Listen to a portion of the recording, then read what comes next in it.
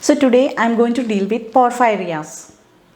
Porphyrias are group of diseases associated with acquired or congenital defects in the heme synthetic pathway. So we can say heme synthetic pathway defects or disorders result in the porphyrias, and that may be due to increased production or excretion of porphyrins or their precursors. And we can classify this porphyrias as porphyrias.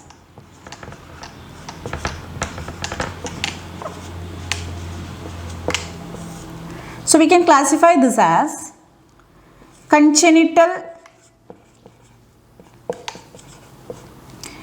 and acquired, hepatic, erythropoietic, or both, then acute or chronic.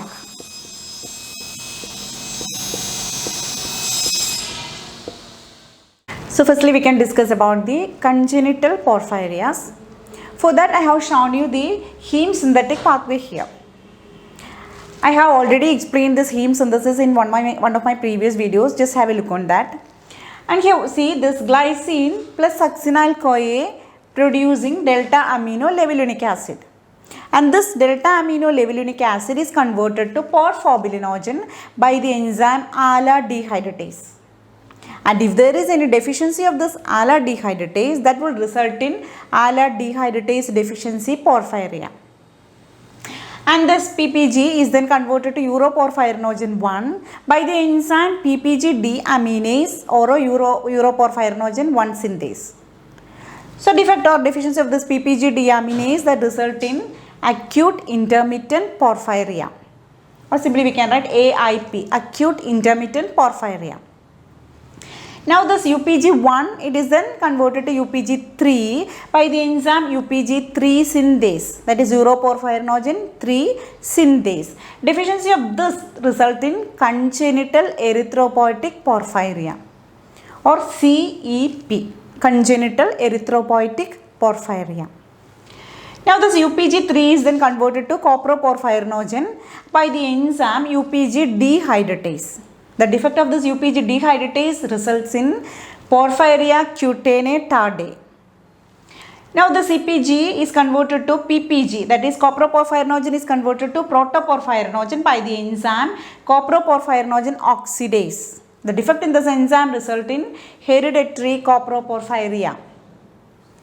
And this PPG is then converted to protoporphyrin by the enzyme PPG oxidase, and here the defect in this PPG oxidase results in variegata porphyria, or we can say porphyria variegata. And the final enzyme, that is conversion of the protoporphyrin to heme by ferrochelatase, the defect in this results in protoporphyria. So we have seen so many porphyrias, that means each and every enzyme defect results in one or the other kind of porphyria. And here the most important one is there is acute intermittent porphyria and the congenital erythropoietic porphyria. So we have to study these two in detail. Rest all we have a look on the rest all porphyrias also. So coming to this all are congenital erythropoietic porphyria and all are autosomal dominant type also, except the congenital erythropoietic porphyria. So except the CEP, rest all are of autosomal dominant type. CEP or congenital erythropoietic porphyria is of autosomal recessive type. So inheritance is autosomal recessive type. So actually what happens in congenital porphyrias means mutations in DNA,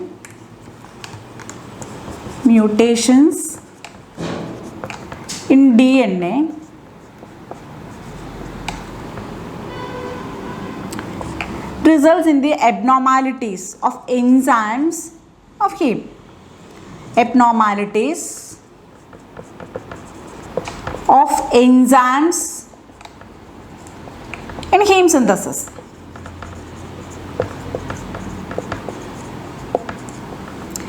As a result, we can see Accumulation of this ALA and PPG results in the neuropsychiatric signs and symptoms, and here this porphyrinogen accumulation in tissues or skin that when exposed get oxidized, producing porphyrins and resulting in the photosensitivity.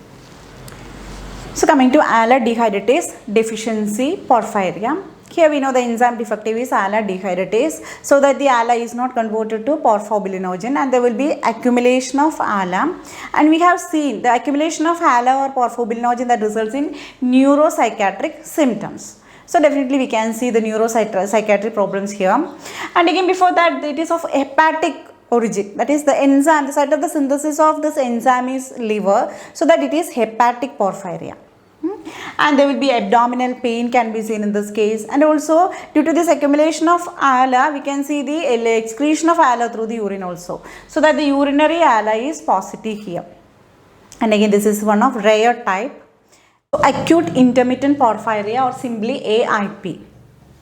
Here the enzyme deficient is UPG1 synthase or porphobilinogen deaminase, and this enzyme is of hepatic origin, so that this is classified in the hepatic type.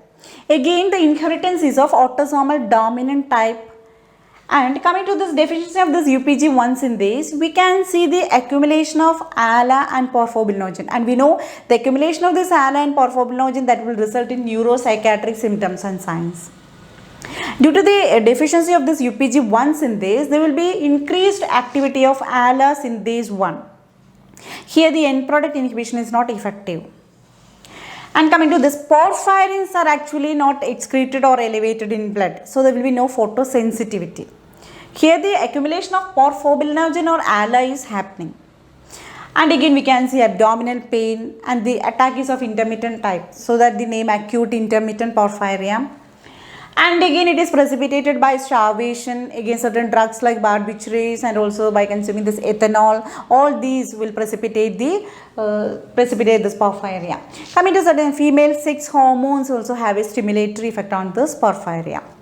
And there will be neuropsychiatric signs and symptoms. And King George III, who was maniac because of this porphyria. And the urine that is colorless, actually when voided it is colorless, but on standing it get darkened. That is because of the photooxidation occurs to this porphobilinogen. And so for the urine samples are actually collected in dark colored bottles in order to prevent this photooxidation. So coming to this diagnosis. So diagnosis can be established by clinical and family history. Again, physical examination is also possible. We know this one, neuropsychiatric signs and symptoms that we can check. Again, lab test for the urinary porphobilinogen. And also ALA synthase 1 estimation is also done in blood. That is ALA synthase 1 in blood is estimated. And here the symptomatic treatment we can give, that is glucose hematine. This will repress the ALA synthase 1 activity. We have seen there will be overactivity of ALA synthase 1. So this glucose or hematine that will repress the ALA synthase 1 activity. And avoid the consumption of alcohol, and also avoid anesthetics. All these will cause the induction of ALA synthase 1. And coming to the gene therapy will become possible. Actually this acute intermittent porphyria is very, very important. So now congenital erythropoietic porphyria, or simply CEP. This is also very, very important.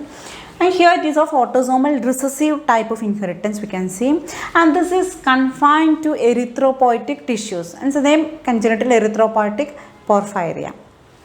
And again here the UPG3 synthase is defective, and also we can see an imbalance between the UPG1 synthase and UPG3 synthase. And normally we know this UPG, this one type 3 isomer is produced in large amounts, but in this defect we can see the increased type 1 isomer. And again we can see the UPG1 and CPG1, it is accumulated in urine, and hence the urine is having dark red colored also. That is because of the photooxidation of this uroporphyrinogen 1 to uroporphyrin 1 and coproporphyrinogen 1 to coproporphyrin. We can see dark red colored urine also. So coming to clinical features of this congenital erythropoietic porphyria, that mostly relate to skin. Photosensitization can be seen, and actually the skin itches, burns and blisters the skin, and repeated dermatitis, and also scarring that may result in the facial deformities, that is monkey faces, monkey facial appearance. And coming to, there will be a mutilation of nose, ear and cartilage that may mimic like leprosy. And also we can see erythrodontia, that is when UV light is exposed to teeth, red fluorescence can be seen, that is erythrodontia. So these are all the major clinical features in the congenital erythropoietic porphyria. Now diagnosis and treatment. This is as mentioned for AIP, that is acute intermittent porphyria. Here we can administer large amounts of beta carotene. This will lessen the production of the free radicals and thereby decrease or lessens the photosensitivity.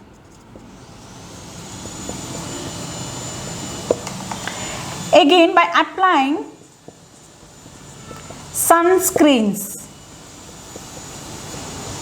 we can lessen the photosensitivity.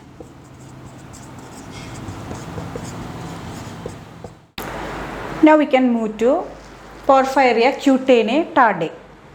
And it is also autosomal dominant type of inheritance. We have seen that all these are autosomal dominant type except congenital erythropoietic porphyria.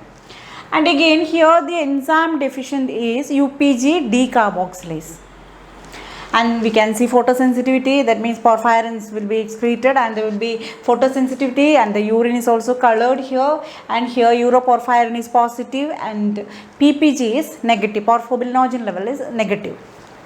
And coming to hereditary coproporphyria, and here it is also autosomal dominant type. We have seen that here the enzyme deficient is CpG oxidase, coproporphyrinogen oxidase, and here also the urine is dark colored because of the excretion of this porphyrins. And UP and CP and other intermediates of heme synthesis are in urine and feces. We can see photosensitivity, and we can see other signs and symptoms resembles of this acute intermittent porphyria. Here the hematine infusion is helpful in this case, that is in hereditary coproporphyria. Now porphyria variegata or variegata porphyria, here it is also autosomal dominant type, and here the PPG oxidase is deficient here. As a result, PPG9 will get like 9 or 3 we can say get accumulate in urine. We can see neuropsychiatric problem signs, again acute abdominal pain. Here almost all the intermediate, that is porphobilinogen, protoporphyrin, coproporphyrin, uroporphyrin, all these are excreted in urine and also accumulated in blood and hence excreted. Here photosensitivity, so hence the photosensitivity and the urine is also colored here.